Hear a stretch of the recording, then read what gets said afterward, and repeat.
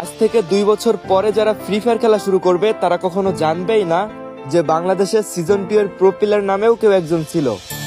হ্যাকারের মতো game play দেওয়ার কথা বলে বটের মতো মার খেয়ে লবিতে চলে আসার মতো হাস্যরসিক কেউ একজন ছিল। তখনকার মানুষ জানতেই পারবে না যে এই মানুষটা একসময় ফ্রি ফায়ারের লিজেন্ড ছিল। মানুষ তখন তাকে পাবজির ইউটিউবার হিসেবে চিনবে। গেমিং উইথ তালহা নামের সাথে ফ্রি ফায়ার গেমের অস্তিত্ব হয়তো মুছেই যাবে।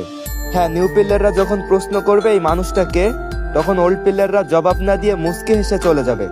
আজ থেকে 2 বছর পর মানে 2028 সালে মানুষ হাজারো গেমিং ফানি ক্রিয়েটার পাবে আর আমাদের এই চিরচেনা মানুষটাকেও ভুলে যাবে।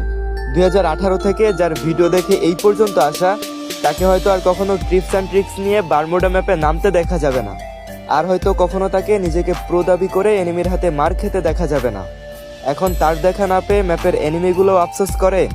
নতুনদের ভিডিও দেখে আমি হাসি ঠিকই, কিন্তু বারমুডা ম্যাপে গেলেই আমার তালহা ভাইয়ের কথা মনে পড়ে।